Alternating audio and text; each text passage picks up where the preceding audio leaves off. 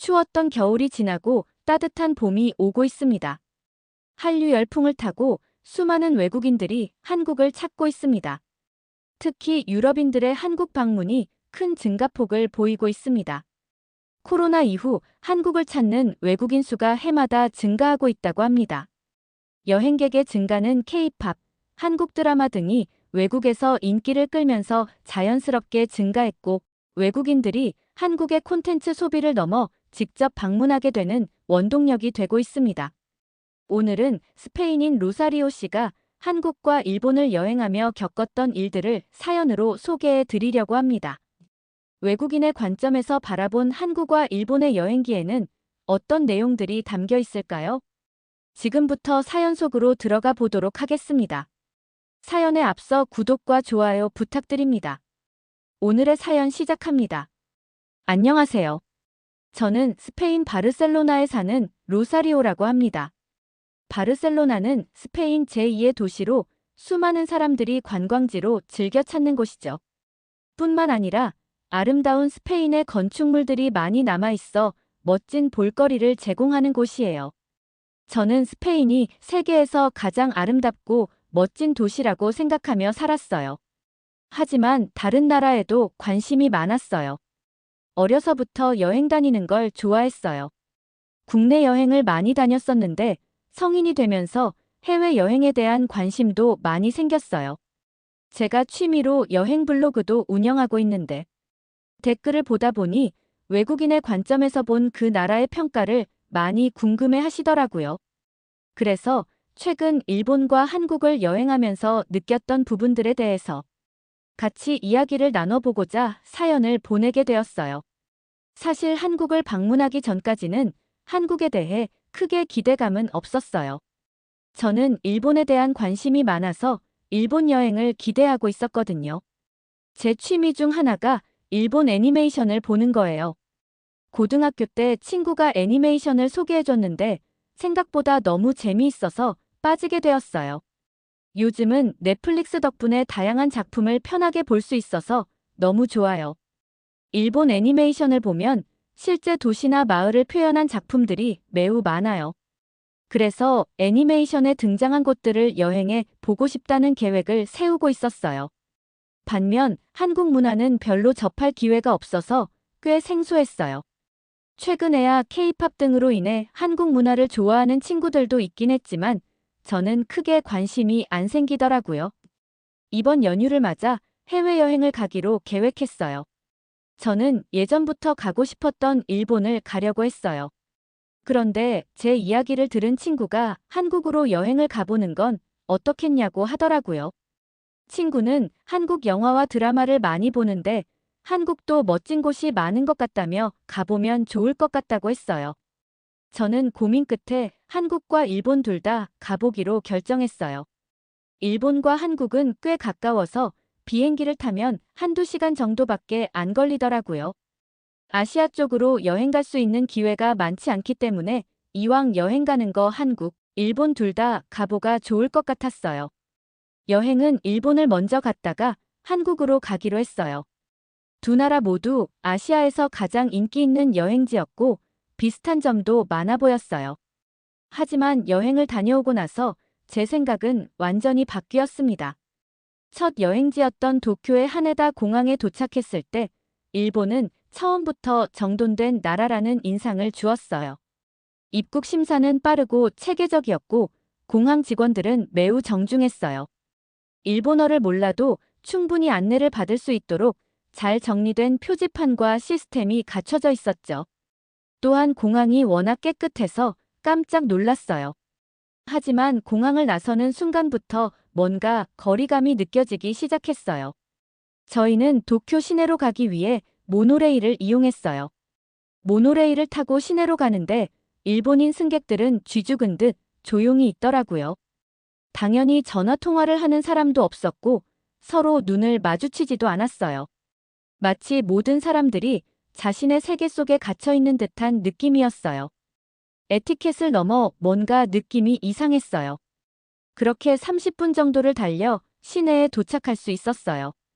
신주쿠, 시부야, 아사쿠사 같은 관광지들은 꽤 만족스러웠어요. 이곳저곳 돌아다니면서 일본의 아름다운 모습을 직접 볼 수 있어서 좋았죠. 네온사인이 반짝이는 시부야 거리는 정말 인상적이었고 전통적인 분위기가 남아있는 아사쿠사도 매력적이었어요. 놀랐던 건 중심가에는 사람이 엄청나게 많았어요. 여유로운 스페인에 오래 있다 보니 이런 경험이 아주 신기하면서도 특이했어요. 도쿄처럼 인구 밀도가 높은 곳은 오랜만에 와보니 아주 새롭더라고요. 일본 음식도 기대했던 만큼 맛있었고 지하철도 시간을 정확하게 지켜서 운행되었어요. 이렇게 복잡하게 짜여진 지하철은 처음 봤어요. 하지만 며칠이 지나면서 조금씩 불편한 점이 생기기 시작했어요. 일본에서 가장 불편했던 것은 사람들과의 교류가 거의 없었다는 점이에요. 스페인에서는 낯선 사람과도 쉽게 대화를 나누는 분위기가 있어요. 식당에서든 길거리에서든 자연스럽게 인사를 주고받고 이야기를 나누는 게 익숙한 문화죠. 이런 스몰 토크 문화가 익숙했던 저에게 일본인들의 조심스러운 성향은 좀 안 맞더라고요. 제가 먼저 말을 걸어봐도 반응이 별로 좋지 않더라고요. 한 번은 길을 찾다가 헷갈려서 지도를 보며 고민하고 있었어요. 주변 사람들에게 영어로 길을 물어봤는데 몇몇 사람들은 당황한 듯 미소만 짓고 그냥 지나가더라고요. 편의점에서도 간단한 질문을 했더니 점원이 사과만 하고 제대로 된 응대가 안 되더라고요. 그 순간 깨달았어요. 일본은 정말 정중한 나라지만 동시에 개인주의적인 문화가 강한 곳이라는 걸요. 그리고 저는 점점 외로워지는 기분이 들었어요. 일본은 깨끗하고 정리정돈이 잘 되어 있고 모든 것이 효율적이에요. 하지만 그 속에서 따뜻한 인간적인 교류를 찾기는 어려웠어요. 뭔가 사람 냄새 나는 느낌을 잘 못 받았던 것 같아요. 제가 외향적이고 활동적이라 더 그렇게 느껴졌을 수도 있을 것 같아요. 그렇게 며칠간의 일본에서의 여행을 마치고 저는 두 번째 목적지인 한국으로 떠났어요. 솔직히 말하면 큰 기대는 없었어요. 일본과 비슷한 분위기일 거라고 생각했기 때문이었죠. 애초에 큰 기대감도 없었지만 일본에서의 경험으로 더욱 그렇게 느껴졌던 것 같아요. 김포공항에 도착했는데 여느 공항들처럼 사람들이 바쁘게 움직이고 있었고 직원들은 분주하게 안내를 하고 있었어요. 하지만 공항의 분위기가 뭔가 일본과는 다르게 활기차고 에너지가 넘쳤어요. 짐을 찾고 공항을 나서는데 버스 정류장을 찾지 못해서 두리번거리고 있었어요. 그런데 어떤 한국인이 다가와서 저에게 말을 걸었어요. 어디 가세요? 도와드릴까요? 그 한국인의 질문에 저는 너무 놀랐어요. 일본에서는 길을 물어보려고 해도 사람들이 피하려고 했는데 한국에서는 제가 도움을 요청하기도 전에 먼저 말을 걸어주는 거예요. 저는 어리둥절한 채 목적지를 말했고 그분은 친절하게 길을 설명해 줬어요.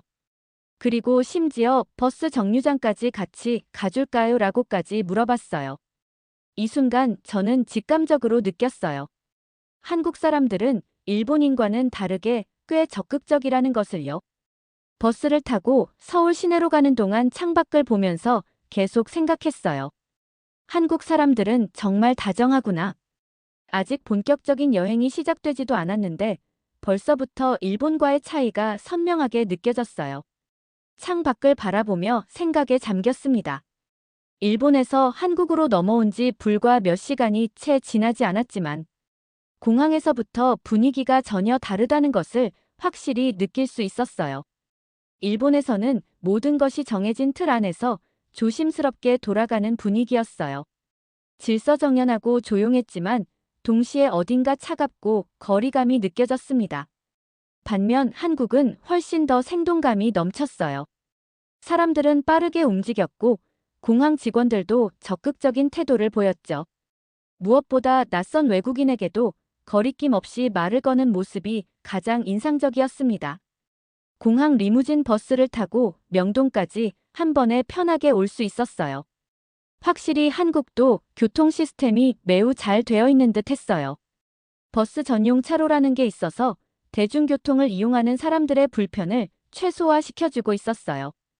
그리고 듣기로는 환승 시스템도 매우 잘 되어 있다고 했어요.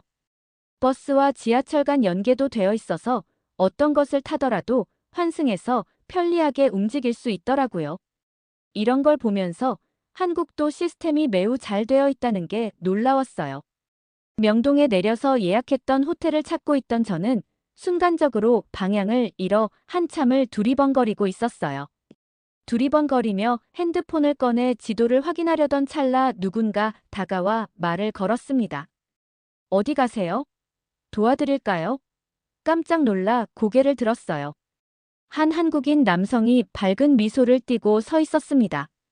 일본에서는 제가 먼저 말을 걸어도 사람들은 당황하거나 곤란해하는 기색이 역력했는데 한국에서는 오히려 먼저 다가와 도움을 주겠다고 했어요.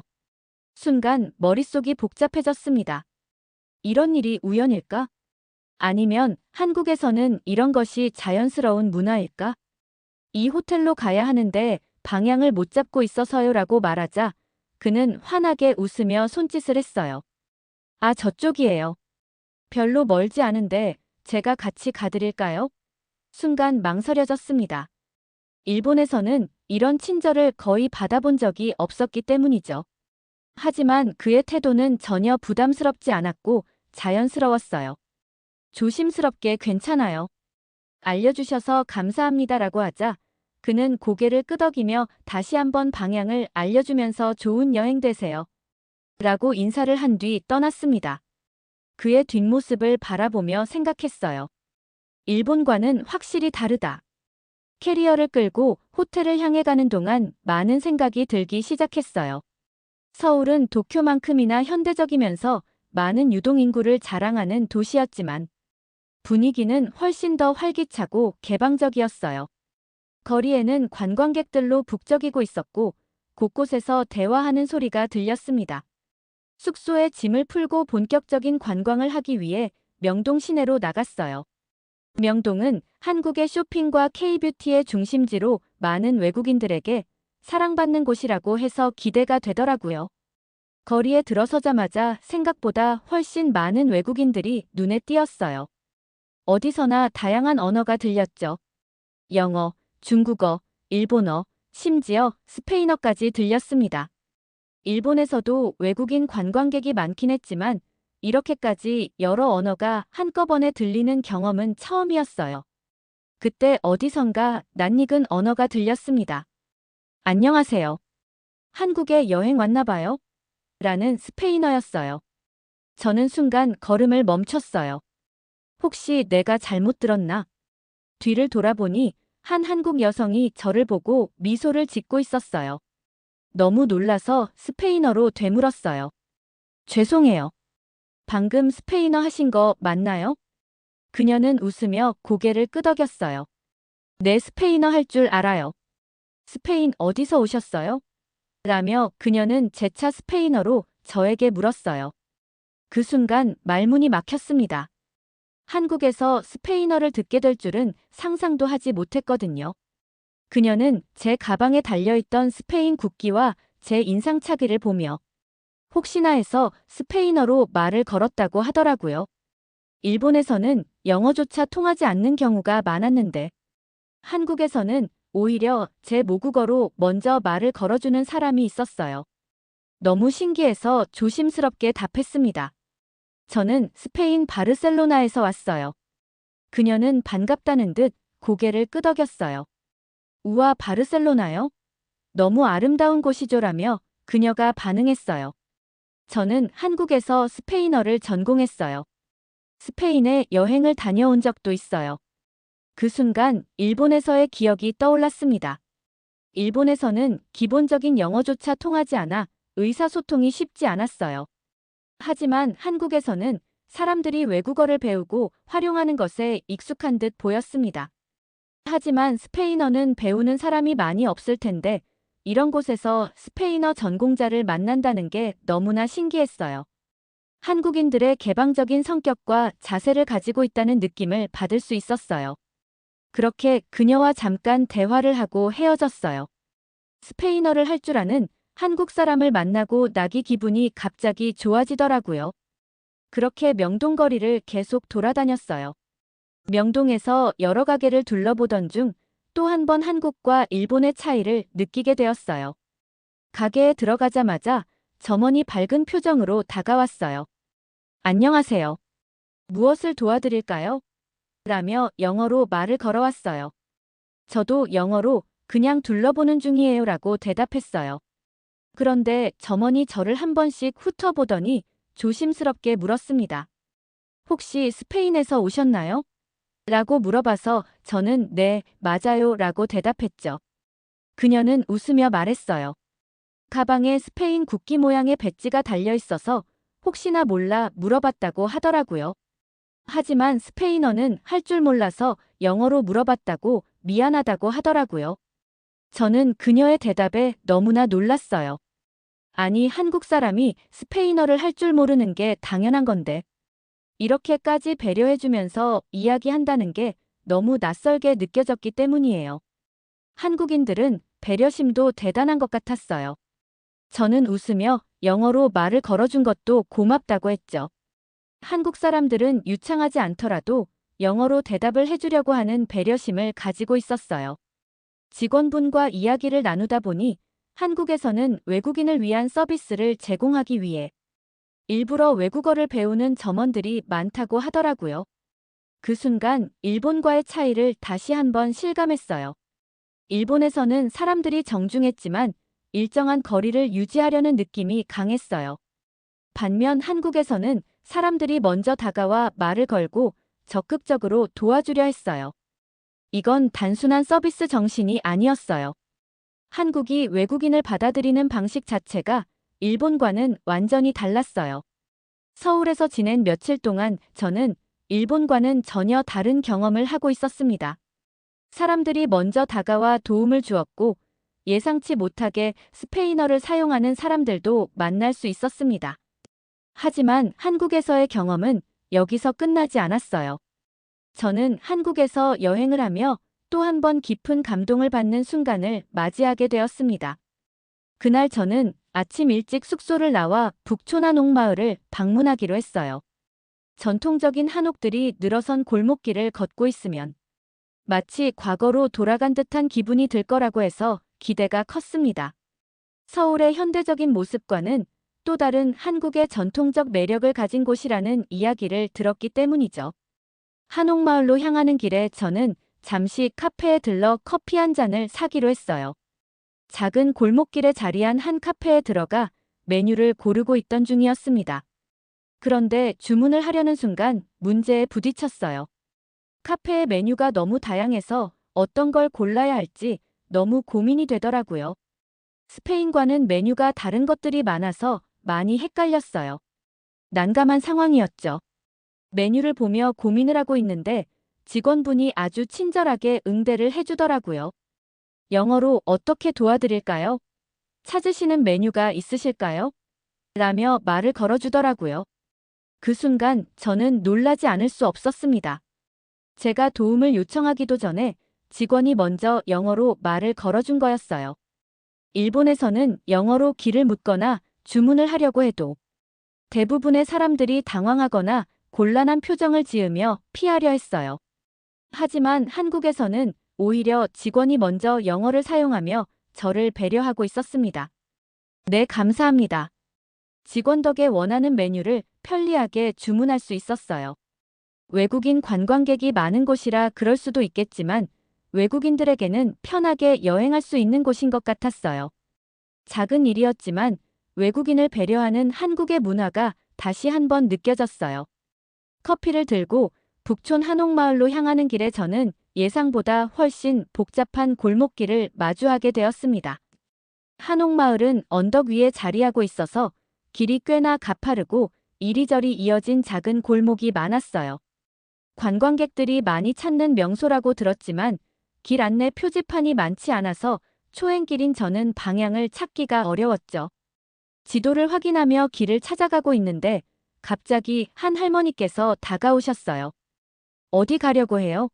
순간 당황했습니다. 일본에서는 어르신들이 외국인에게 먼저 말을 거는 경우를 거의 본 적이 없었기 때문이죠. 하지만 한국에서는 길을 찾지 못하고 헤매는 저를 보고 먼저 다가와 도움을 주려는 분이 계셨던 거예요. 저는 북촌 한 옥마을을 구경하러 왔는데 길을 잘 모르겠어요. 할머니는 환하게 웃으며 손짓을 하셨어요. 이쪽으로 가면 돼요. 저 따라와요. 그렇게 저는 자연스럽게 할머니와 함께 길을 걷게 되었습니다. 할머니께서는 젊었을 때 영어 교사를 하다가 지금은 은퇴를 하고 심심하기도 해서 봉사활동으로 이렇게 외국인들에게 무료로 안내를 해주고 있다고 하시더라고요. 그러면서 한옥 마을에 대한 이야기도 들려주셨어요. 한국의 전통 가옥인 한옥이 어떻게 지어졌는지, 이곳이 왜 관광객들에게 인기 있는지 설명해 주셨죠. 한국 사람들은 예전부터 마당이 있는 집에서 살았어요. 그런데 요즘은 아파트에서 사는 사람들이 많아서 이런 한옥이 점점 줄어들고 있죠. 할머니의 설명을 들으며 걷다 보니 한옥과 한국인의 매력에 푹 빠져 있었어요. 저는 감사한 마음에 정중하게 인사를 드렸어요. 정말 감사합니다. 덕분에 제대로 즐길 수 있었어요. 할머니께서는 환하게 웃으면서 손을 흔드시며 한국에서 좋은 기억을 많이 만들어가길 바란다고 말씀해 주셨어요. 네, 이미 좋은 추억을 많이 만들었어요라며 그 순간 저는 망설임 없이 대답했습니다. 확실히 한국에서 좋은 추억을 많이 만든 것 같아요. 여행을 하면서 저는 일본과 한국의 차이를 점점 더 실감하게 되었습니다. 일본에서는 거리의 깨끗함과 정돈된 분위기에 감탄했지만 어디서든 사람들과의 거리감이 느껴졌어요. 영어로 길을 물어보는 것조차 조심스러웠고 많은 사람들이 의사소통을 피하려는 듯한 느낌을 받았습니다. 하지만 한국에서는 달랐어요. 공항에서부터 사람들이 먼저 다가와 도움을 주었고 가게 직원이 외국어를 능숙하게 사용하며 배려해 주었으며 길을 잃었을 때도 따뜻한 마음으로 길을 안내해주는 사람이 있었습니다. 이 모든 순간들이 모여 저는 한국이라는 나라를 더욱 깊이 이해할 수 있었습니다. 북촌 한 옥마을을 돌아본 후 저는 한옥 카페에 들어가 따뜻한 전통차를 마시며 잠시 쉬었습니다. 창 밖으로 보이는 서울의 풍경을 바라보며 생각했습니다. 나는 왜 한국보다 일본을 더 기대했던 걸까? 이제 와서 생각해보면 저는 한국에 대해 너무 몰랐던 것 같았습니다.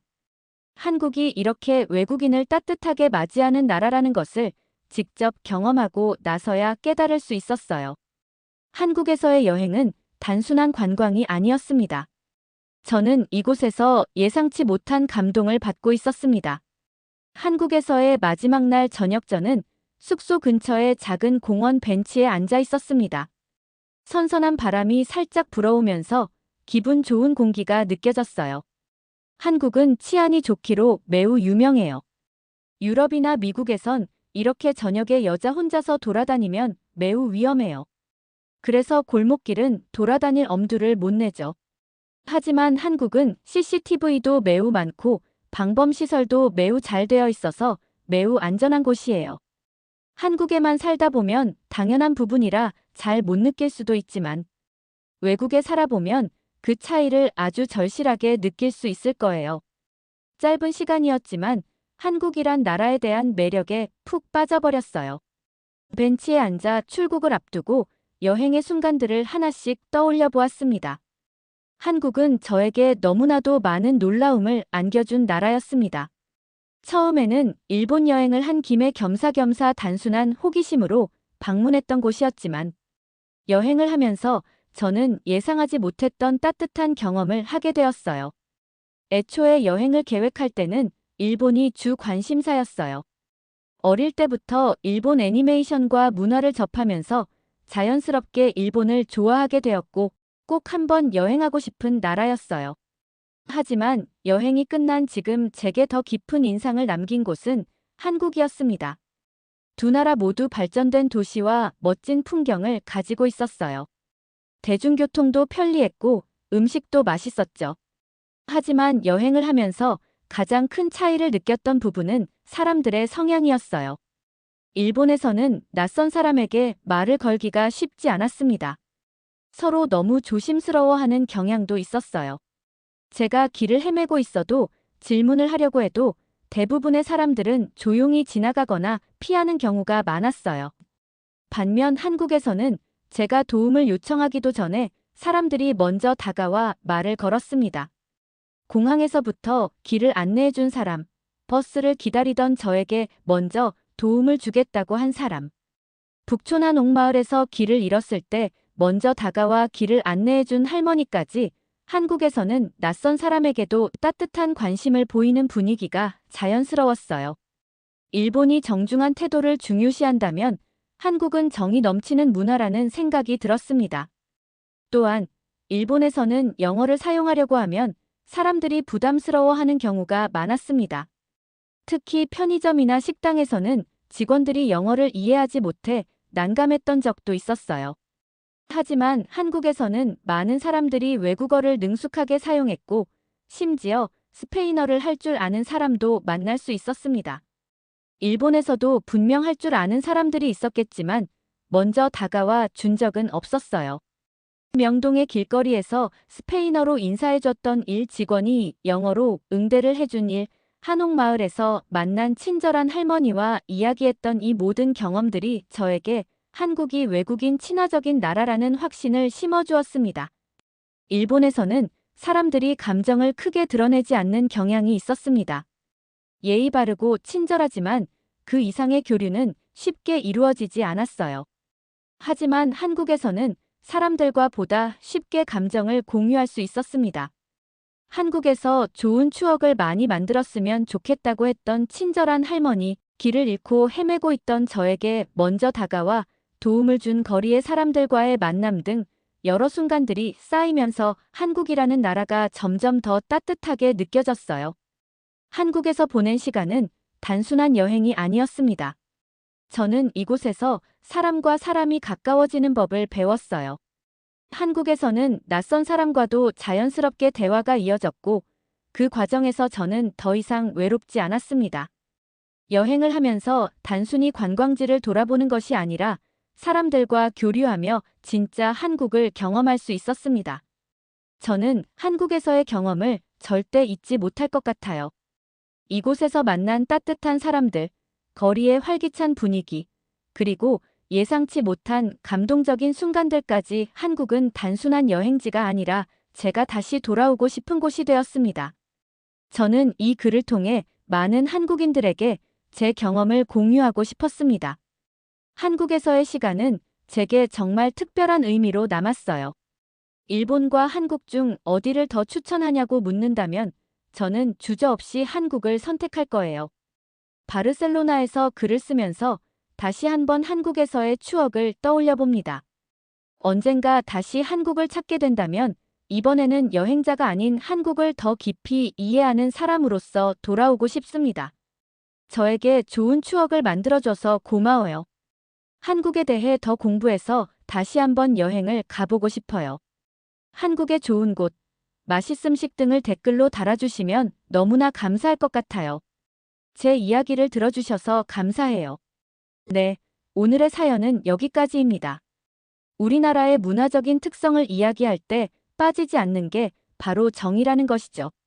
명확하게 정의를 내리기 어려운 이 정의라는 단어에는 많은 뜻이 담겨 있습니다.